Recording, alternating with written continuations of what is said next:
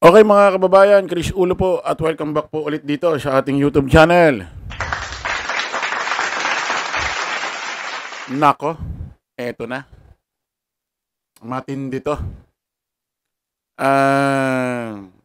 Kung naaalala nyo mga kababayan, mga ka-analyze,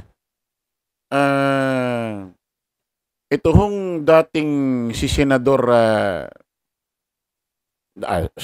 itong si dating Senate President, Senador Zubiri, ito ho yung Senate President Bago ho maging Senate President ho itong si Senador Chis Escudero. Itong kasalukuyang Senate President natin na si Chis Escudero na asawa ni Hart Evangelista na ex naman ni Jericho Rosales. Diba? Okay. Napaka-controversial ho nung nangyari ngayon Sabi nga yung iba raw doon nagkatrayduran pa di ba naging controversial din doon si Senador Bato de la Rosa dahil umiiyak-iyak, umaakap-akap pa doon sa asawa ni dating Senate President Senador Zubiri. Yung pala bumoto naman pala siya para mapatalisik, mapaalis sa pwesto ito si Senador Zubiri para sa pagka-Senate President. Paakap-akap bumoto rin naman pala. Ayun na nga, nangyari na, naganap na. Napaalis si Senador, dating Senate President Zubiri. Ang pumalit, eto hong si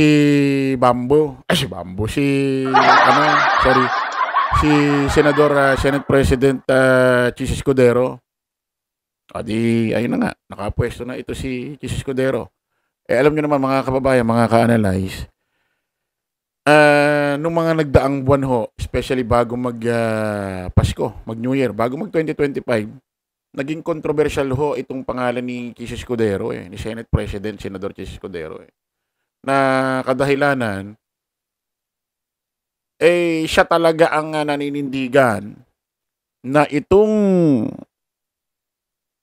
mangyayaring impeachment trial laban kay VP Sara Duterte kasi di ba na-impeach na siya sa House of Representatives sa Congress kauna-unahang Vice President na na-impeach sa kasaysayan ng Pilipinas dyan sa House of Representatives. Nangyari na-impeach na siya doon. 215 mambabatas ang pumirma. Nadagdagan pa ho yan ng 25 mambabatas. So naganap na ang nangyari, after mapirmahan, yung mga ebidensya, mga nag-file, kasi iba't ibang dahilan ho nung impeachment case 3-4 ho yata ang kaso. Di nangyari, naganap ang dapat maganap. Dinala na ho yung mga documents sa Senado, nireceive na ng Senado. Di ba, itong si Senador Chis Escudero, Senate President Chis Escudero, ang talagang may malaking hadlang dyan para masimulan nung nakaraang taon. Talagang nanindigan siya. Nakabreak ang sesyon. Nakabreak ang Senado. Hindi pwedeng maganap yan. Syempre nga naman, malay mo, may vacation sila ni Hart, di ba? Maaabala pa, mai-istorbo pa. Paano kung may nakabooking na yung mga ticket kung saan mga bansa pupunta, di ba? Kaya talaga,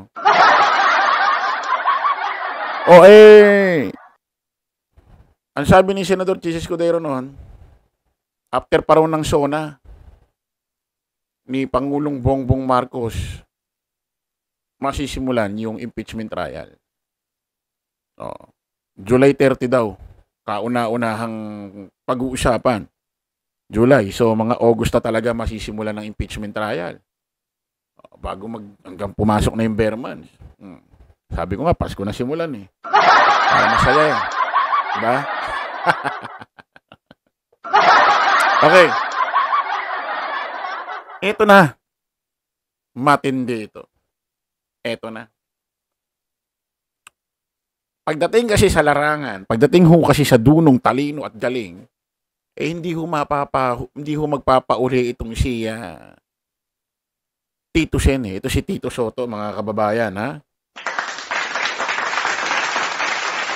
Kasi kung matatandaan nyo, itong si Tito Sen, alam ko nagsimulang maging senador ito 1992 yata, 91. O basta kung nagkaroon ng eleksyon ng pagka-senador 1991, 1992, doon nagsimula si Tito Sen. 1992. Talagang veteranong politiko senador na ito. O naging Senate President din ito Si Tito Sen. Matagal naging Senate President ito. Nako, ito na. Mukhang magkakaroon ng mukhang magkakaroon ng sa Senado May tawag dito ang tawag dito. Hirap ng tumatanda Oo. May tawag doon. Kudita. Kudita ba tawag sa ganon? Nako. Ito mukhang nagkakaroon ng bulong-bulungan na kung saan itong si Tito Sen papalitan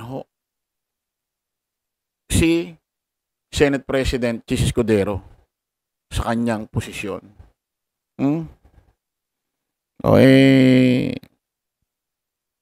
Bakit kaya? Basahin natin to Report ito ng ABS-CBN News. Katatapos lang ng eleksyon at bangayan at ingay. Simulan nyo na naman agad, sabi rito.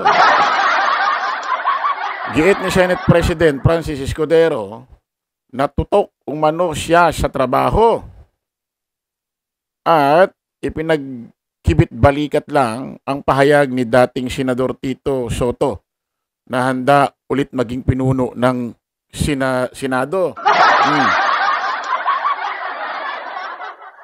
Basahin nga natin ito, yung report na ito.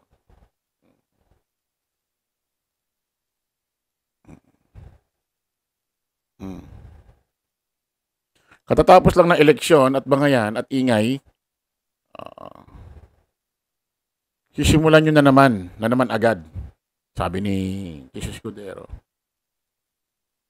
Tapusin muna natin itong kongresong to. May dalawa pa kaming linggo na marami pa kaming inaasahan. Mapapasa at mayahabol na ang mga panukalang batas, Escudero said. Doon muna kami nakatutok at hindi yung parating na kongreso. Dagdag pa niya. Soto was Senate President from May 2018 until the end of his second term as a senator in June 2022. Tagal na. 2018, 19, 2020. 4 na taon naging Senate President si Tito Sen. Grabe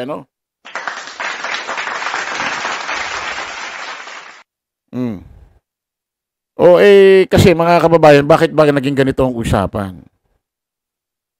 Meron kasing ginawang pahayag si Tito Sen na kung saan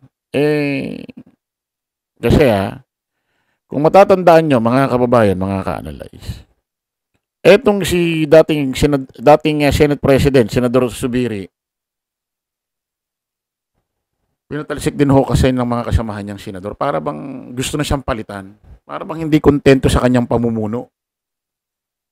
Ngayon, parang meron yatang mga ibang senador din na hindi kontento sa trabaho. Kasalukuyang Senate President Chis Escudero. Bakit? Kasi mga kababayan, ito sabi ni Tito Sen. Ano sabi niya? Tito Soto, ibinunyag, may mga senador may mga. Tito Soto ibinunyag may mga senador raw kumausap sa kanya para maging Senate President. Ano sagot ni Tito Sen? If they want me, I will accept. Nako, naloko na. Sabi rito, hindi naman sinabi ng incoming senator ang eksaktong bilang o mga pangalan ng mga senador na di umano'y kumausap sa kanya para maging Senate President sa 20th Congress. Tako po, naloko na, yari ka. Ang mahirap nito mga kababayan, ang mahirap dito at nakakatawa rito, nagpaplano si Senate President Jesus Escudero na sisimulan ang impeachment trial ni VP Inday Sara Duterte sa July 30. Yung pala, bago mag-July 30, hindi na pala siya Senate President. Ang magtutuloy na pala, si Tito Sen na. Nako, naloko na talaga. So, tingnan natin. Kasi may umugong na ganyan. Pwede talagang mangyari yan. Baka may mag-push talaga. Ha? Kasi ganito yung nangyari kay Senador dating Senate President Subiri. May mga ugong-ugong muna eh. Kesyo wala raw, kesyo wala. Hanggang sa nag-breaking news. Nagkaabotohan na. O, tingnan natin mga kababayan, ha? Mga ka-analyze. Kasi, actually, nung nakaraan, binabanatan din ni Coco Pimentel, itong si Chis Escudero eh, na kung legal yung sinasabi ni Chis Escudero na para mapahinto mo na, hindi mo na magkaroon ng impeachment trial, at so July 30 na, kung legal yung mga binabanggit daw ni Senador Chis Escudero, eh may mga legal din naman daw na pamamaraan para masimulan na agad. Kaso ayaw nga nitong Senate President. Hindi malaman kung bakit. So, tingnan natin mga kababayan ha, kung ano ho mangyayari, kaganapan. Sunod ho dyan sa issue ho na yan, mga kababayan. Pero tingin ko, may umusok na eh. Kapag may umusok na, eh, alam na. Baka maganap mangyari ho yan, na mapalitan ho si Chis Escudero ni Tito Sen bago ho mag-30 ho ng July, bago magsimula ang impeachment trial. Comment kayo sa comment itong video ito. Comment kayo rin sa comment section sa video na ito na kung saan, ano masasabi nyo? Payag ba kayo na si Tito Sen na lang ang maging Senate President? Bago dumating ang 30 ng July, simula start ng impeachment trial ni VP Inday Sara Duterte? Or mas gusto nyo may tiwala pa rin kayo sa kasalukuyang Senate President na si Senador Chis Escudero? Comment kayo sa video. Maraming salamat po mga kababayan. Kita-kita ulit tayo sa panibagong vlog. Bye-bye po.